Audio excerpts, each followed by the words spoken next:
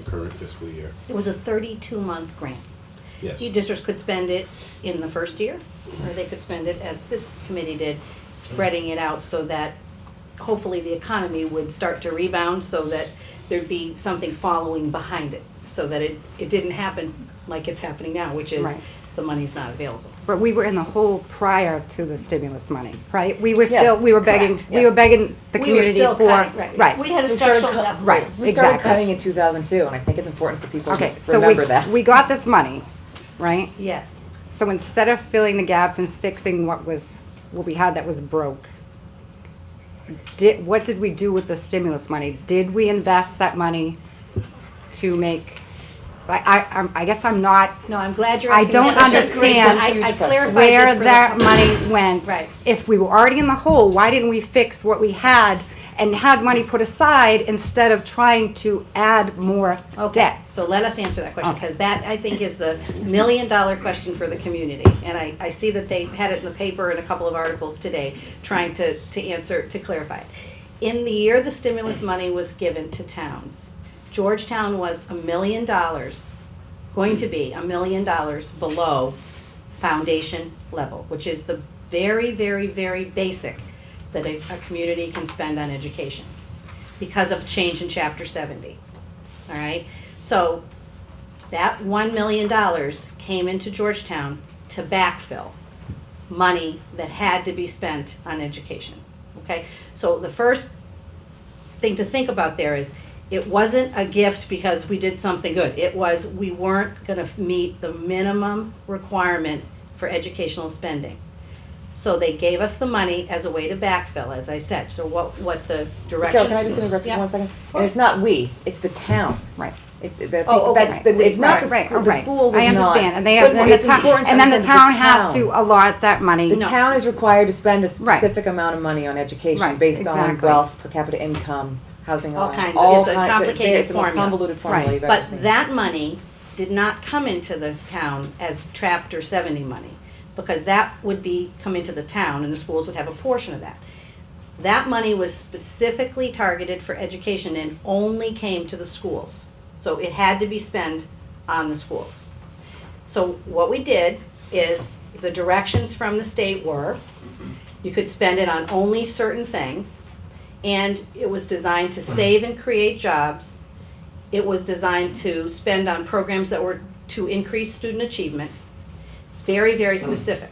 So what we did in that particular year, and this is important because the community's confused about this, we didn't take $700,000 or almost $800,000 and add a bunch of new things, which we would have loved to do, right? We just avoided cutting $700,000 worth of staff. We didn't add a single new staff person. We just paid for staff that would have been cut with a reduction in the budget. Okay? So there wasn't any money to put aside to do extra stuff.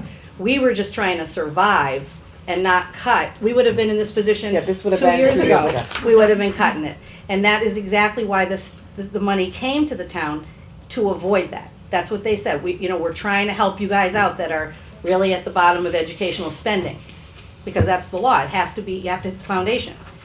So what we did is we saved ourselves in the first year. We didn't do what a lot of districts did, which is say, well, let's spend the $1 million, right? Because we saw the governor take money from the reserve to backfill Chapter 70, and we all said, uh-oh, this Here we isn't, go. no, this isn't good for the town. So what we did is we spread it over 2 years. And that's how we've survived without cuts of this level for those 2 years, hoping the economy was going to get better. Somehow there was going to be some relief, and it hasn't happened. Okay, so now we're right back to where So we now we're were in 2 the hole. years ago. Because we've been So- saying it's And a there is no structural stimulus. deficit. The unfortunate thing is now you promised, or we all promised the teachers their raise this year. Mm-hmm.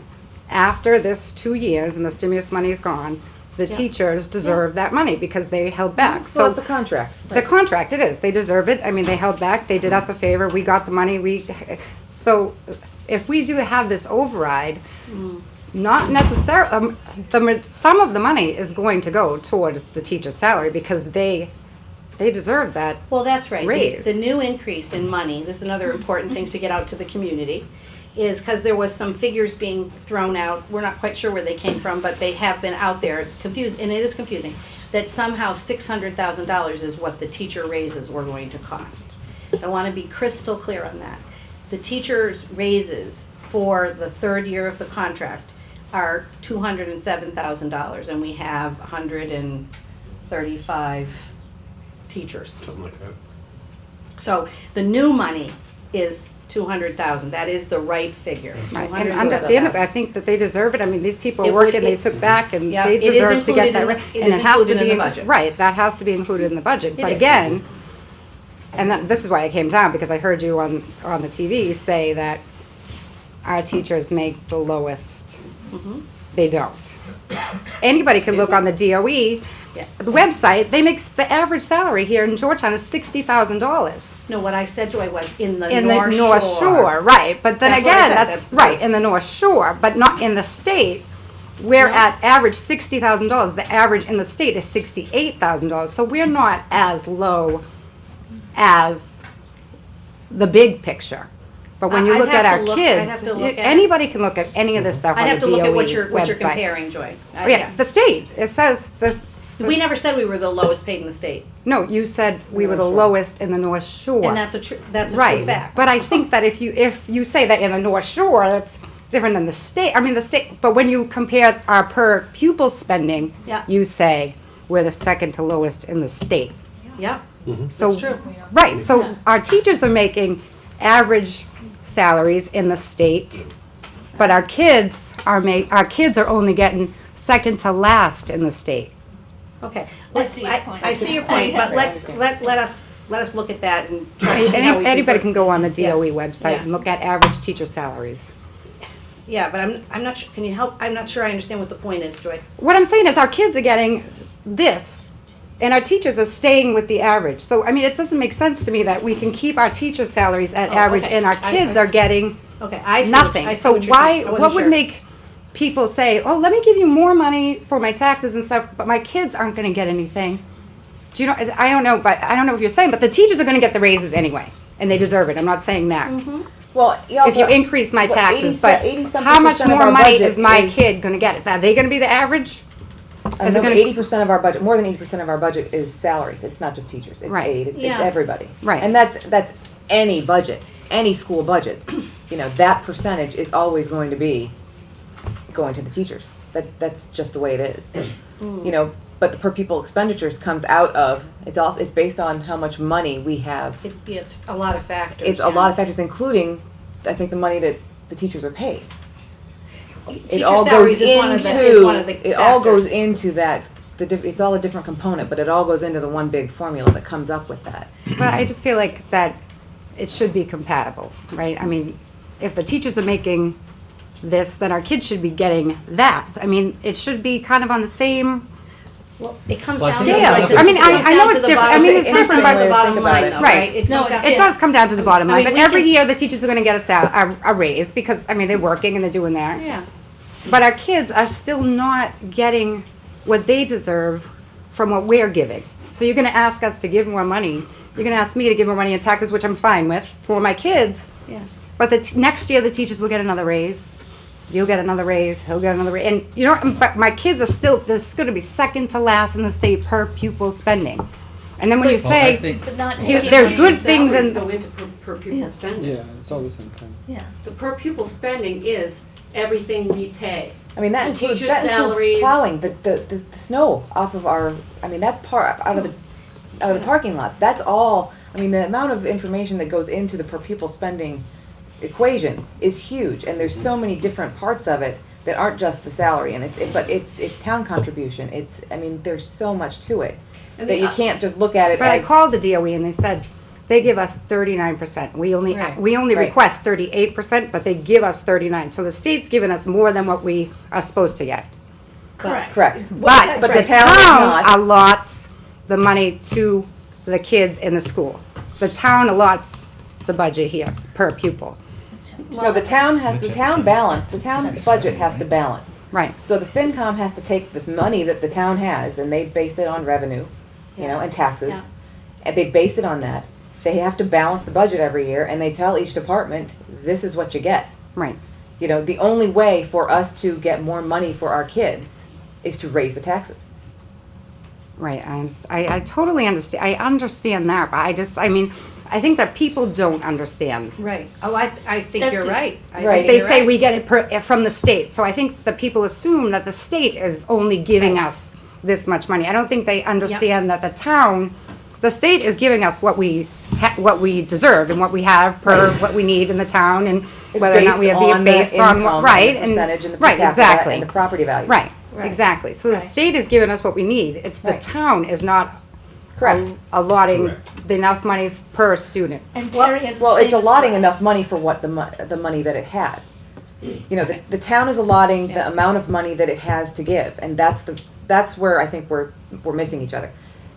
They can't give us what they don't have. Right. The, part of the problem is the 2.5 levy limit. Right. And for example, while we talk about budgets, people need to remember that 2 years ago, the town budget, the town-funded school committee budget went down $50,000 in the first year of the stimulus. This past year, when the budget for this year was approved, the budget actually ended up being cut $110,000 from what the Finance and Advisory Committee had recommended for the school budget. It got cut $110,000 because if it wasn't cut $110,000, we would have been $110,000 over the levy limit, Which you can't. Which you which can't it can't do. be. So, you know, part of the issue is that 2.5 growth in this town is plus or minus $350,000. There may be another $50,000 worth of new growth. So that's all of the local revenue increase that you have to work with. But you have health insurance going up approximately 10%, which in round numbers is approximately $350,000 to $400,000 by itself. Right.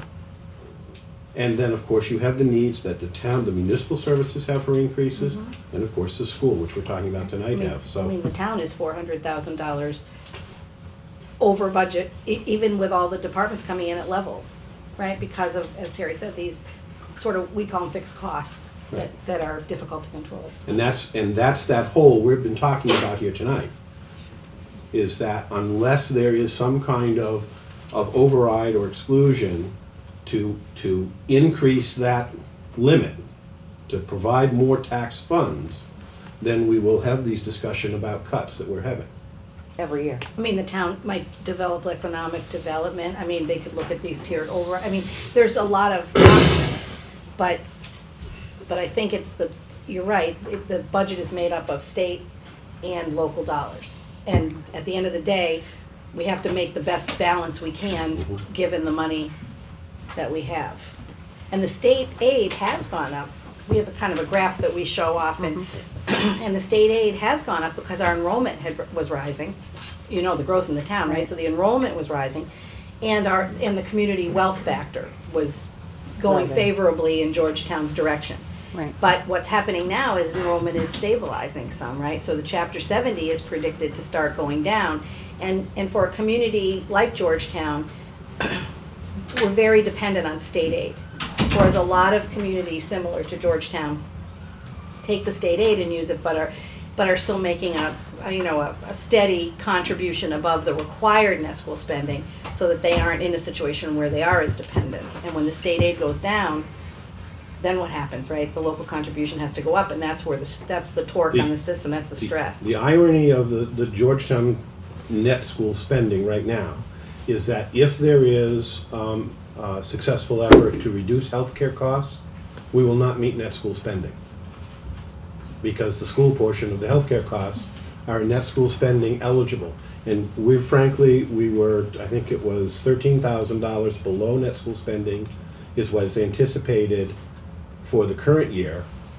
And level funding for next year would not meet net school spending that we project for next year. And oh, by the way, we talked earlier about that 5% cut in state revenue. That translates into a reduction of revenue of about $250,000 to $300,000. And the Whittier assessment, which Just counts went toward way educational spending, went up $84,000. $84,000. So it's just a juggling match, looking at all the numbers and trying to figure out, what's the best course of action. But, you know, obviously, you know, we hate cutting anything. I mean, we believe we need at least this and more.